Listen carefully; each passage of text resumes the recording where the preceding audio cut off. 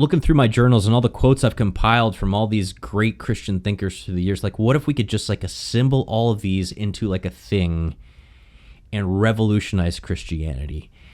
And in my conversations with my, the woman who would be my wife, I start to realize, she said it's what already are you been doing, done, you right? dumbass? This already exists, right? It already exists. It's the Catholic Church.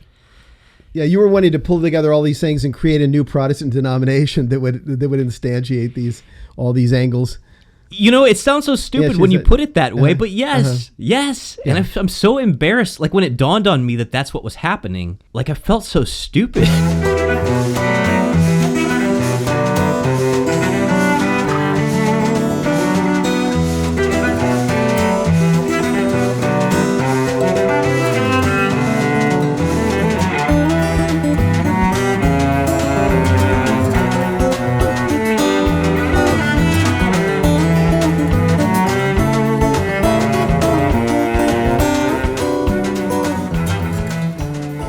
Well, hello and welcome to another slow and steady episode of On the Journey with Matt and Ken. I'm Matt Swaim, along with my colleague Ken Hensley. He was a Baptist pastor. We're just scratching the surface of all the weird things I was over this last episode and into this episode.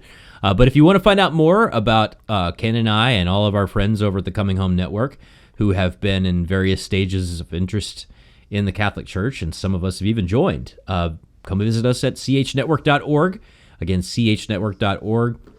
Tons of great resources there, as well as all the previous episodes of On the Journey, episodes of The Journey Home, and written stories, and a whole bunch more. But also, if you want to involve yourself in the conversations that we have over there, please do come visit us in our online community, which is community.chnetwork.org. Ken, are you ready to put me back in the hot seat? Yeah, I'm ready. It's not really that hot, but yeah, I'm ready to do it. Lukewarm. Okay, well, what we've been doing, as I mentioned last week, we have done a lot of episodes of On the Journey with Matt and Ken, where we've been delving pretty deeply into some theological issues, even epistemological issues regarding the faith from all kinds of directions. And what we decided to do in this series is just sort of back up and in a more personal way tell our stories. That is, how did we come from what we were and who we were to become Catholic? I mean, to do the unthinkable, to become Catholic. And in the early part of this series, I'm interviewing Matt, and Matt's telling his story. Anyway, last week we began. I asked Matt how he came to personal faith in Christ, and then we went on from there to, what was your perception of Catholicism back when you were a Protestant? And then what are the things that happened in your life that began to open your mind to the possibility that Catholicism could have something to say. And when we broke off last week, you were beginning to tell that story. You were beginning to explain, and maybe you can recap quickly, but how your view of things as a Protestant was beginning to become shaky, and then how you began to just think about the Catholic faith. You go ahead. Yeah, rather than go back through all of it, I mean, some of the major plot points were that I was playing in Christian bands of the punk, metal, alternative, post-punk, indie rock variety, and playing with a lot of bands in that genre, those genres. I was also working at Family Christian Store. I was also attending Asbury College, and all those things are kind of like the main fronts on which things happened. But just briefly, what they did was they kind of deconstructed for me my evangelical worldview. You see a lot of people who talk about their evangelical deconstructions, and a lot of them are using that as a way to explain that they either don't believe in anything, or that they're agnostic now, or they don't know what they believe. For me, this is where that evangelical deconstruction led. But Family Christian Store, the first front of that battle, I guess you could say, and I was trying to find some stuff. This last episode, the previous episode, some show and tell items. I was trying to find the little tract that I used when I first prayed for Christ to enter my heart. I still haven't found that, but I did find, while looking for that, my old Family Christian Store name tag. Look at that. That's great. That's vintage. This is like a 1997 edition right there. Family Christian Store. Relic from a day gone by. Family Christian Store was really important for me because it's one of the places where I really learned there were real live differences between Christians, and it wasn't just a matter of preference and worship style. But there was a book that came out that I've cited before in other conversations about this that really kind of hit me. There were a couple actually books by a guy named Philip Yancey. One was called The Jesus I Never Knew. Another was called The God Who Is There. And in them, Yancey goes through and, in a sense, tries to do some evangelical deconstructionism of his own, saying, hey, what if we got past all the flannel graph Jesus and all these pious platitudes about God and really got to the heart of who he is as our Lord, who God is as a loving Father. And I really devoured those books because they were kind of like the first serious Christian book that I had read by a modern author. But upon revisiting them, because you read a book one time and you're like, wow, that's great, you go back to it, I find that he's doing a lot of block quoting of important Christian thinkers. And much like I was talking about last time around when I was trying to find Flannery O'Connor and GK Chesterton, and I'm having trouble finding some of their stuff because it's just not in the system. I'm realizing that it's Catholic, and that's why I can't get it at Family Christian Store. I was finding similar things with some of the people that Yancey was quoting as well, and I'm like, why aren't these people in the Christian Classics section? Our Christian Classics section at Family Christian Store started in like about 1820 or something. It was not... Right. Didn't go back real far. But at the same time, it might have even been Zondervan, came out with this Bible. Now, if you don't know about what Family Christian Store was like in the 80s and 90s, we had walls of just Bibles. Every kind of Bible, not just translation that you could think of, but we had like the military devotional Bible. We had the women's devotional Bible. We had the teens devotional Bible. We had all of them, right? Yeah. Tons and tons of different kinds of Bibles with like little, inserts through them. But one of them that came out was called the Classics Devotional Bible. And I was like, well, here we go. All right.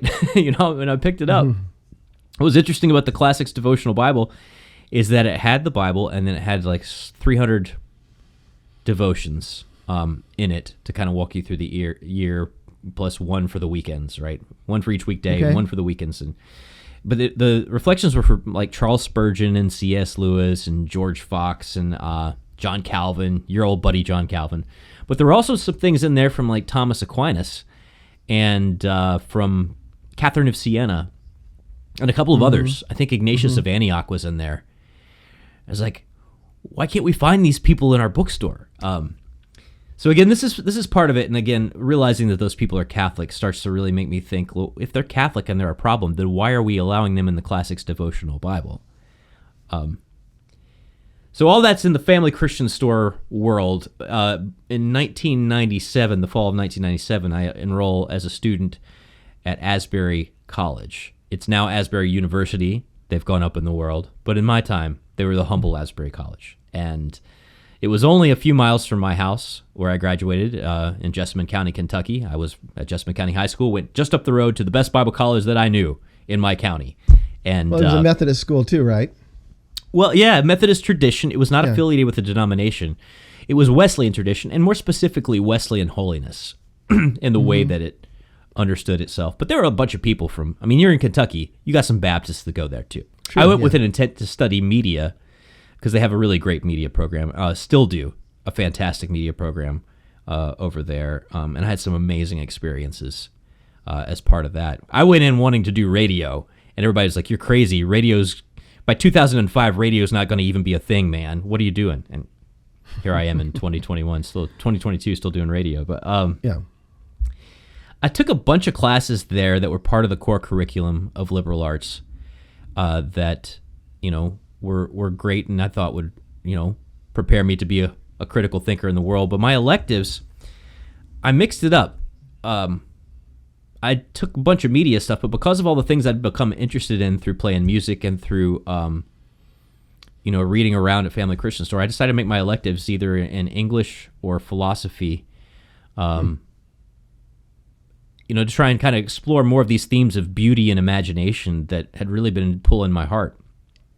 A couple of these were really kind of formative. I took one on C.S. Lewis and the Oxford Circle that was a literature class. That was basically focused on the fiction of C.S. Lewis, or his literary criticism.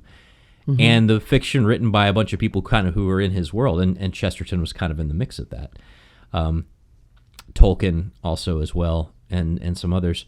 But I also took a class on C.S. Lewis and philosophy, and that kind of gets you to dig a little bit deeper into kind of like the Thomistic and Aristotelian and even Augustinian tradition a little bit. But then there were a couple of classes that I thought were going to be just kind of like a fun, interesting elective. One of them, these are both taught by the same guy, and if he's watching this, I hope he's not going to like freak out because I've mentioned his effect before, and he's a wonderful man.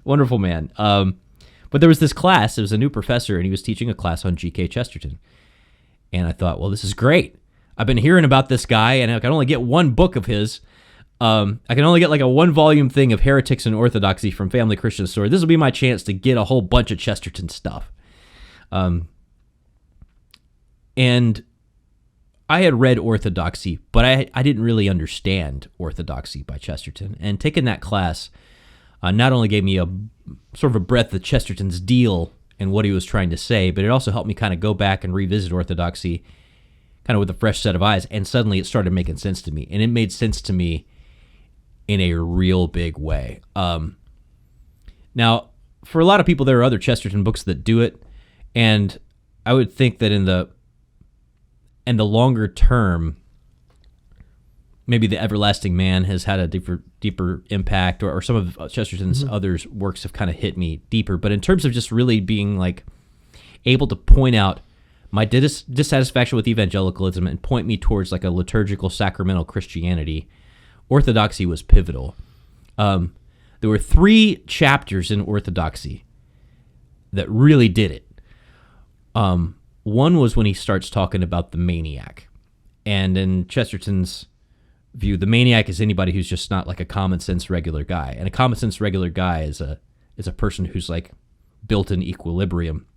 So he essentially talks about a maniac is someone who takes one thing and makes it the whole thing. It's kind of the idea that he's sort of getting across.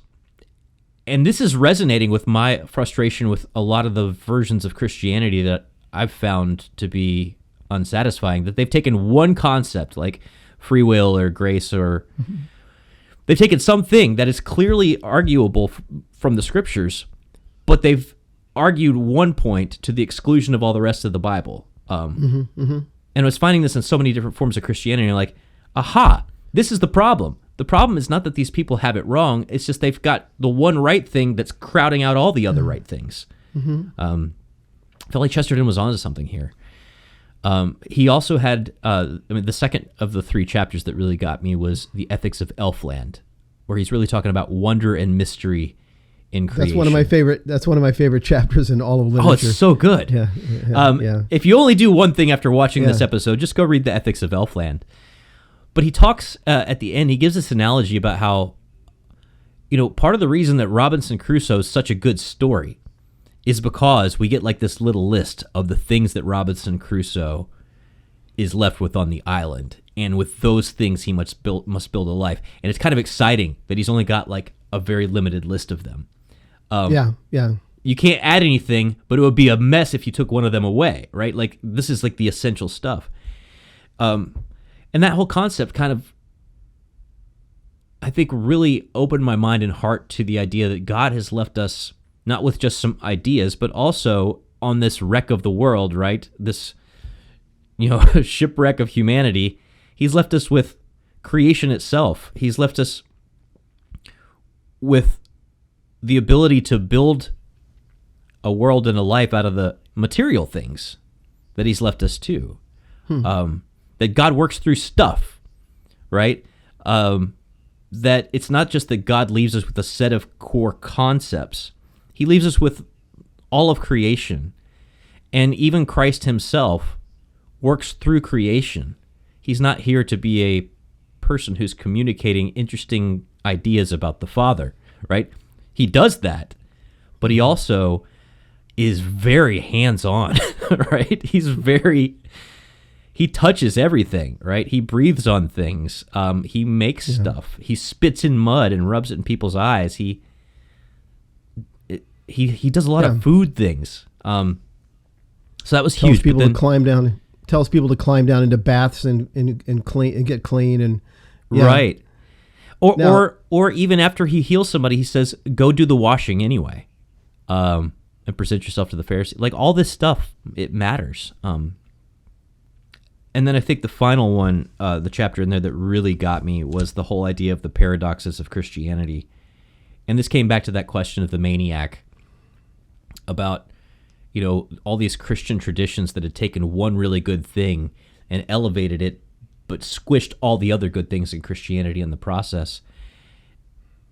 And in the paradoxes of Christianity, Chesterton talks about how, he looks around and he sees on the pages of the newspaper, one page they're bashing Christianity for its pomp and circumstance, and another page the same paper they're bashing it for its humility and hair shirts, right? Or everybody in the secular progressive world of Chesterton is bashing the church, but they're all bashing it seems to him for opposite reasons, like depending on where things are coming from. And he says, well, maybe Christianity is the worst thing that has ever appeared on the planet because all these modernists can agree that it's a problem, but they can't agree on why it's a problem, right? So that maybe makes you wonder if it's the one true thing. And he takes this back to the incarnation, that Jesus is not like half man, half elf, right? He's not, one thing that transformed into another thing. He is fully God and fully man. And that's a paradox. And that's really kind of the way that Christianity operates as a whole. It's both and everywhere. Should we feast or should we fast? Well, yes. Right? Is Christ human or is Christ divine? Yeah, well, yes. Yeah. And all of these things. Yeah. See, I need to hear from you. Let me just throw this in. I need to hear from you Sure. how this bends you toward Catholicism in particular, because I can imagine, I place myself back in my evangelical boots, and I can imagine listening to you and thinking, well, yeah, Christians can tend to emphasize, the thing about the maniac. Christians can tend to emphasize one thing over another, but that's true of all denominations. And the both and you're talking about, people criticizing Christianity for being one way and then the opposite. That could apply to all forms of Christianity. How is this uniquely bending you in the direction of the Catholic Church? Because wasn't Chesterton talking about the Catholic Church when he was saying those things? Actually, I think he might have been talking about the Church of England. I think he was still a member of the Church of England when he wrote Orthodoxy. So he was just talking about Orthodox Christianity in his mind, right? In a form that is. But at the same time, I was looking around and I wasn't seeing the kind of thing that he was talking about in my. I mean, I'd see it argued in classrooms, but I didn't see it like lived robustly. Like I see the ethics of Elfland, but then I go to my local church, which is built primarily for acoustics and good heating and air, flow, right? I'm not going to a cathedral. Actually, what's interesting is that all these ideas are simmering back in my head, and what it makes me think of is that maybe we had something really good at some point in Christianity, and it's just been watered down and kind of lost by us moderns. By us moderns, I thought I meant people from the 80s and 90s, but I wasn't sure that the Church of the 70s was it either, or the Church of the 60s, or the Church of Billy Graham's, ascension. I wasn't sure what it was. But in the course of this, we also had to take an art appreciation class at Asbury. And we went up from Lexington, Kentucky, up to Cincinnati. And we went to the Cincinnati Art Museum as part of it. But on the way, we stopped just across the river in Kentucky, in Covington, and visited the Basilica of the Assumption there. Now, I don't know anything about Mary at this point, like other than she gave birth to the baby Jesus. We just don't ever talk about her. And so I make the crack as our bus is pulling up into the parking lot for the Cathedral Basilica of the Assumption. I'm like, well, this seems like an awfully large building to build based on an assumption, right? and of course we go in, and it's the largest hand blown stained glass window in, I can't remember if it's the country but it's a big stained glass window. Mm-hmm. And I'm walking into this building, and I've never been in a Catholic church to my recollection ever before. And I'm just stunned. And I'm floored. I'm like, this is the kind of place that Chesterton would have talked about worshiping in.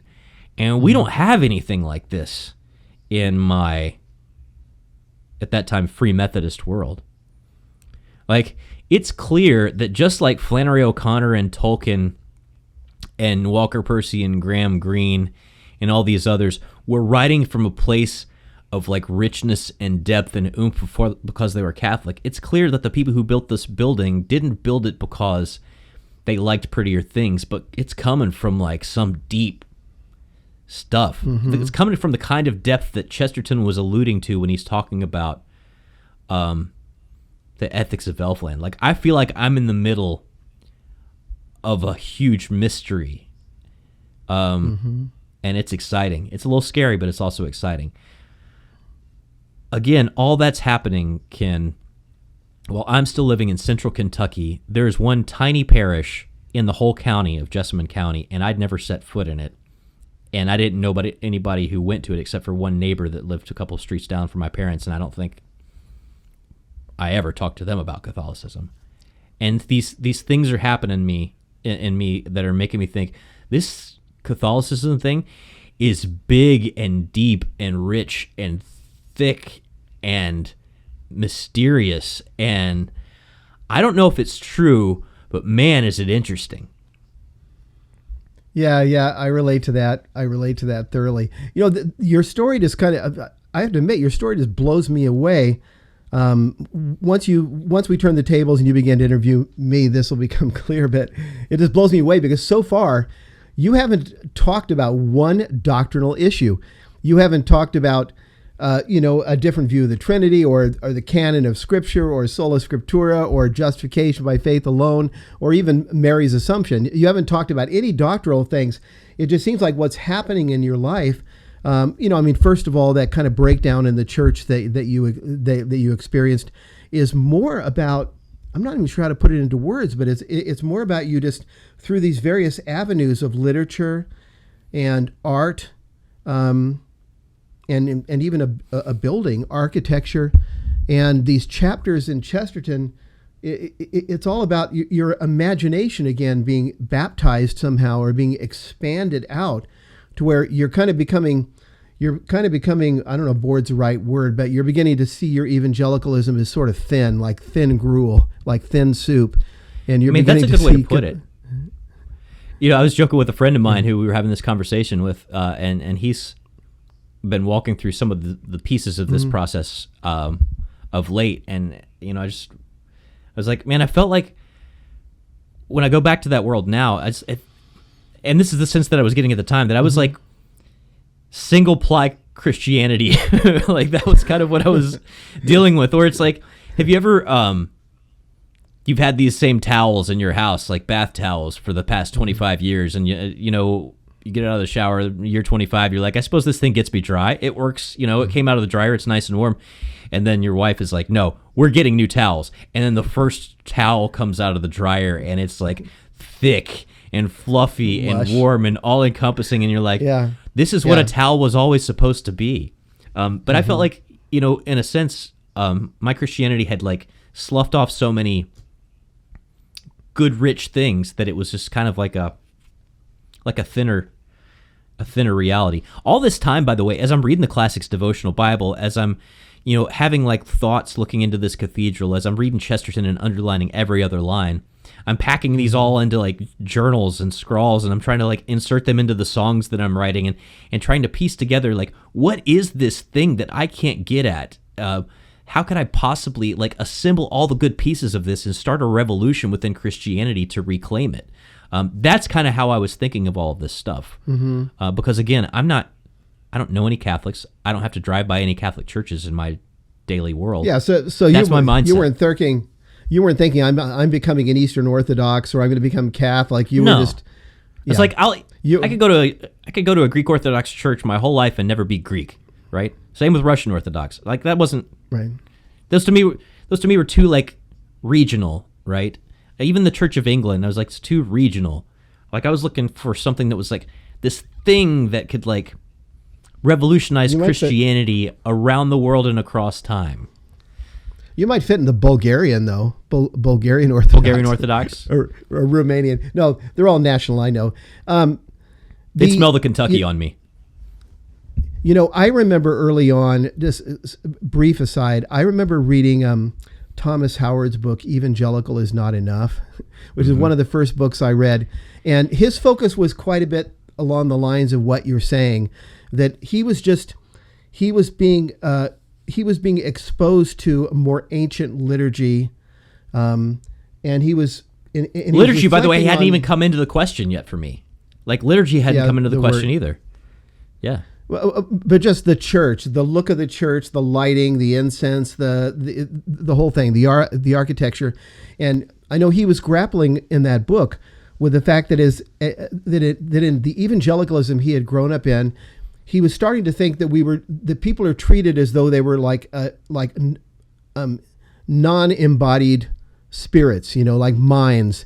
The worship was all about your mind, like learning doctrine, or speaking to God, singing hymns, or praying, but that your body was a separate thing. It was almost Platonic. Your body could drop off. It wouldn't have anything to do with it. Sure. And he was beginning to realize, too, that the beauty of creation, that God had created us to be embodied souls, and that our bodies are important. And he began to fall in love with the fact that, not just Catholicism, but the more ancient forms of Christianity take into account your eyes, what you see, wanting there to be beauty.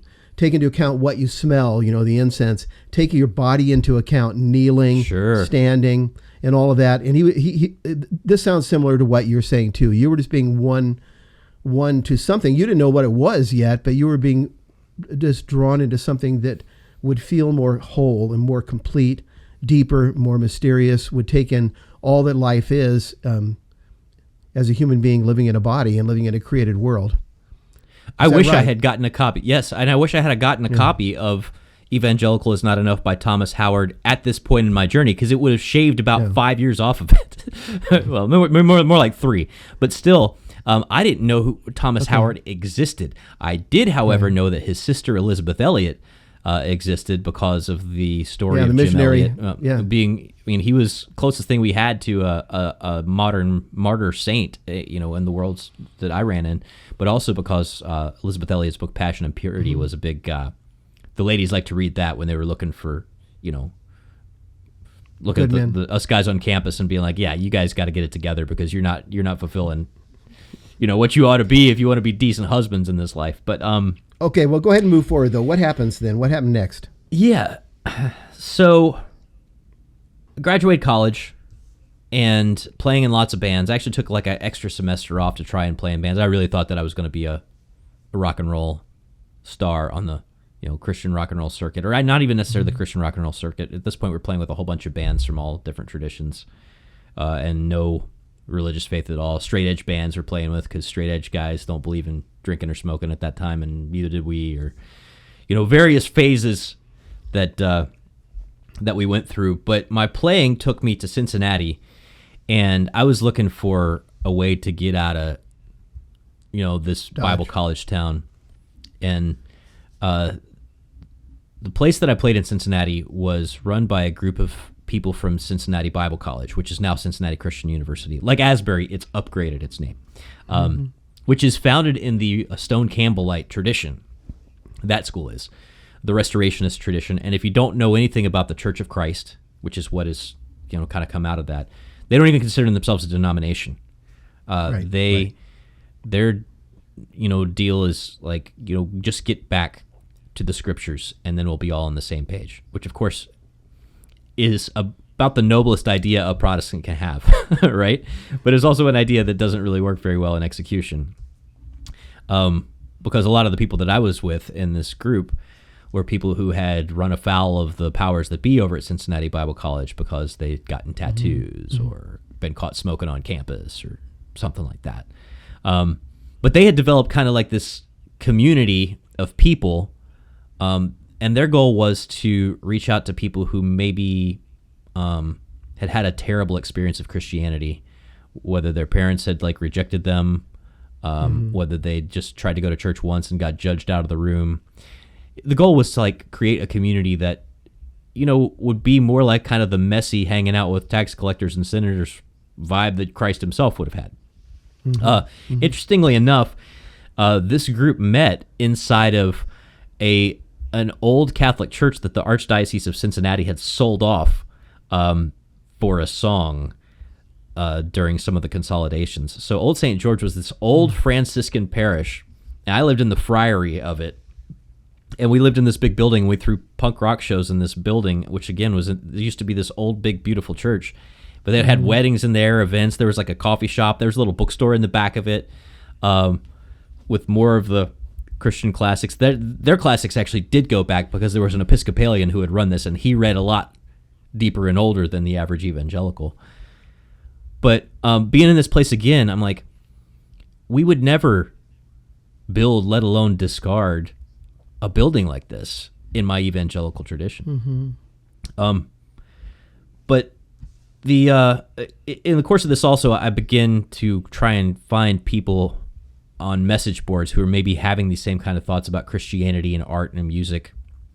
And in the days before, this is the days before Facebook, slightly before Facebook, it's in the days of Friendster and MySpace. And there's also, you know, layers beyond that, like these social networks that were basically message boards for musicians to connect with each other and help get gigs from city to city. You're playing in one big city one day, another big city 4 days later. How do you play at a few basements along the way? A lot of that kind of stuff is how people would structure these. And in the course of this, I met this girl who was into a lot of bands I was into, but was also into GK Chesterton. And I struck up the conversation with her about all these concepts. This woman would later become my wife, but in the course of it, oh really? I'm bouncing for the first time. I'm bouncing all these ideas that I've been having off of a Catholic. I didn't realize that's what was going to happen when I first reached out to this person who was into GK Chesterton and similar bands. So she's kind of my Beatrice, you know, for part of this, helping clarify that the thoughts that I've been having are actually Catholic thoughts. In the course of this, and this is where things really start to come to a head, is that I look back on my life, and I had been part of the United Methodist Church as a kid. My family had moved to the Church of the Nazarene, a smaller denomination in terms of its national numbers. We had moved away from there, joined the Free Methodist Church, which is smaller even than the Nazarenes. I had then moved to Cincinnati and joined a group of restorationists who didn't even believe that they were a denomination, who were starting essentially a Bible study that I was helping lead music for, and that everybody but me called house church. I didn't want to call it that, right? A good friend of mine, a wonderful guy, ended up being ordained in the process, and shortly after that, they started doing kind of like open communion, where, you know, you'd play a little music, you'd have the elements of the bread and the juice on the table, and whoever wanted to could kind of go up.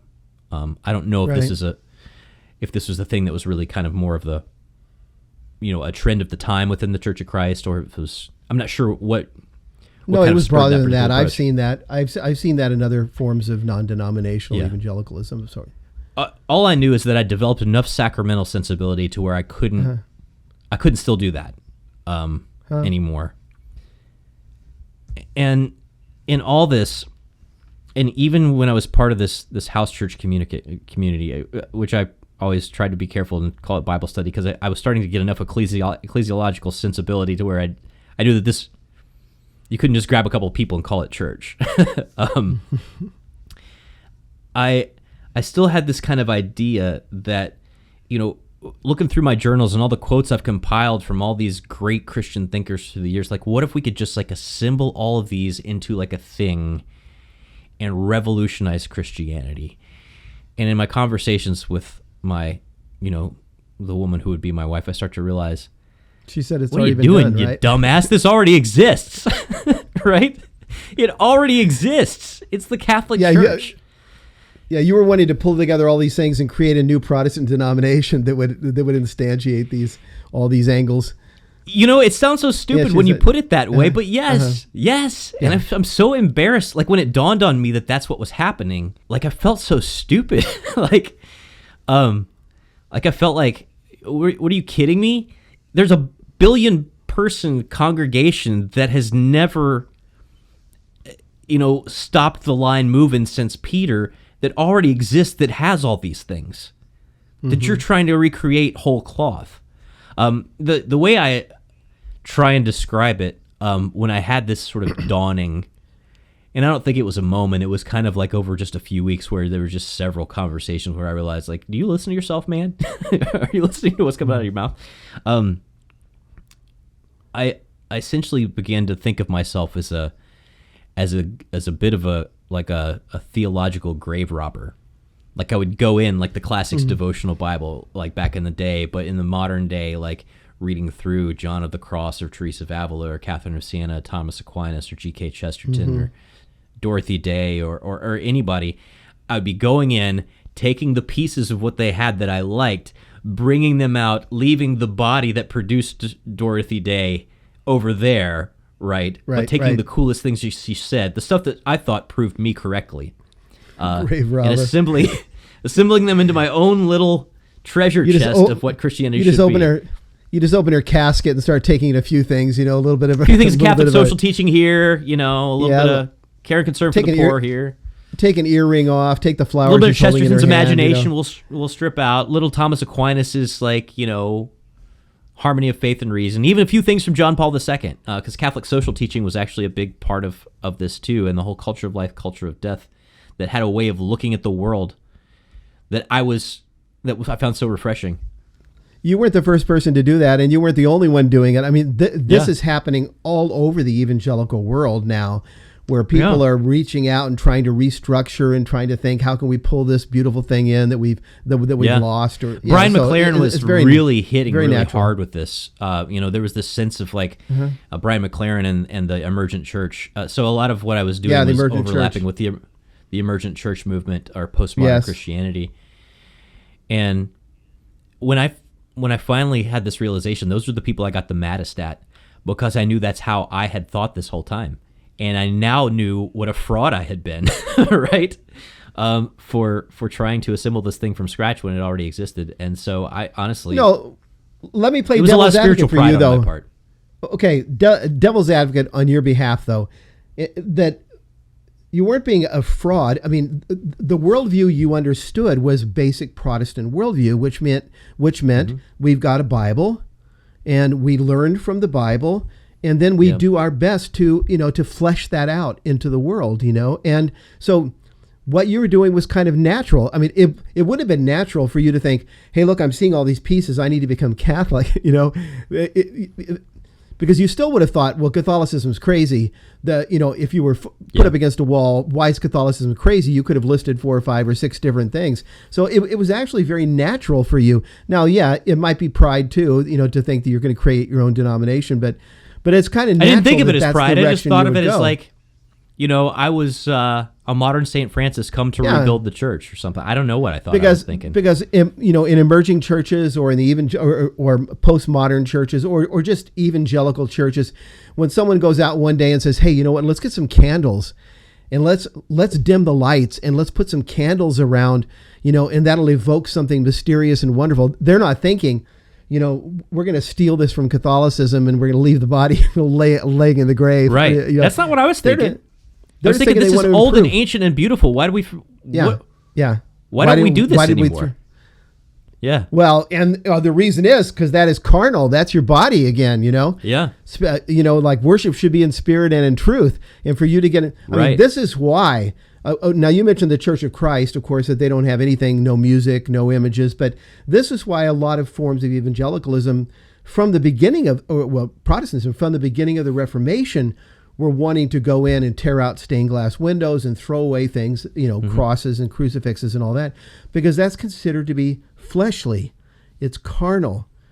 Your worship of God should be pure, meaning spirit and truth. And bear in mind, the Church of Christ friend of mine, who's continues to be a wonderful man. I mean, he was not quite like those other Church of Christers. I mean, he has like stained glass windows tattooed on his arms and stuff, right? So there's a range of how this is understood, but still, that's an oddball. That's an odd. Yeah, That's an oddball Church of Christ guy, but it's oddball in a very beautiful way, if you ask me. Yeah. But yeah, it's still it's this idea that I'm going to be the measure of which things are good enough for me to keep. And again, whenever I go back and try and think about what I must have sounded like when I was, talking to people about this all the time, I'm like, were people like rolling their eyes and I just didn't notice it, because of the way that I feel like I sounded in all of it. But again, I think there were a couple of different emotions that I had, and I like to say that I came from a continuum of complete ignorance towards Catholicism to mild curiosity about Catholicism to deep and utter fascination about Catholicism to this thing where I was like, yeah, this would be a cool thing that I could be involved with after everybody I know who would freak out about it is dead, right? To just a deep and abiding conviction that I must be part of the church that Christ founded. And that was a years and years long process. And I think that it really started when I was in junior high and that scandal hit my Nazarene church and I knew that I was no longer at home. Mm-hmm. So that's kind of it. Okay. Like that's when I knew that I had to, that there was a home and I wasn't in it yet. And that was all right. And at this point though, you've met this young woman and you're expressing these ideas and she's saying to you flat out, this already exists. This is called the Catholic Church. So she's beginning to debate this with you a bit, or she's beginning to toss this into your face. This might be a good time to break off. This might be a good time to break off. She was a lot kinder to me than that, but she did call me on my stuff quite often. So she wasn't throwing it in your face exactly. Okay. No. Well, listen. If you want to kind of wrap up, this is probably a good time to break, and then next week when we get back together, I guess you can pull this together and you can start with what you just said, that you were feeling like, wow, I've got to be in this church, but I have to wait till everyone I know dies. Yeah. Because they'll go crazy. Because they'll go nuts. Okay. Yeah. Well, that's. I mean, I guess a good place as any to stop. And bear in mind. And we mentioned this last episode. Part of the reason that we're doing this is because we haven't talked enough about our own specific journeys. We've talked about things that we dealt with on doctrinal issues, but also because the flow of these conversations is also kind of the flow of the structure of our Coming Home Network retreats, where we get a few different people who are at various stages of their interest and inquiry together to kind of hash some of this stuff out and do exactly what you and I are doing in this series, Ken. So if you're interested in that, go to chnetwork.org/retreats. Again, chnetwork.org/retreats. We'd love to have you. And especially if you come from a background of where you're in a role of leadership in pastoral ministry, let us know, because we'd love to be able to include you in that, in one of those, and make it worth your while to get you out there. But also, again, come visit us in our online community, which is community.chnetwork.org. Again, community.chnetwork.org. Ken, I'm exhausted. You pulled so much out of me this episode, so I don't know what's going to be going on in episode 3. I didn't pull it out. I just said talk, and you started talking. I didn't pull anything. You know what? Your story is really fascinating to me, and so I'm eager for us to get together next week. I want to hear how it goes from there. Okay, now that you're seeing this thing and you're thinking you need to be a part of it, there must have been doctrinal issues. There must have been problems, because you knew that Catholics were crazy. You knew that, right? It was starting to dawn on me that I might be the crazy one. Okay, good. It's a very Chestertonian thing, right? But right.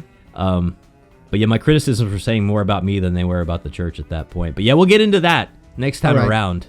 In the meantime, Ken, the hot seat was not that hot. I survived. Okay, good day. We'll see you next week. See you next week.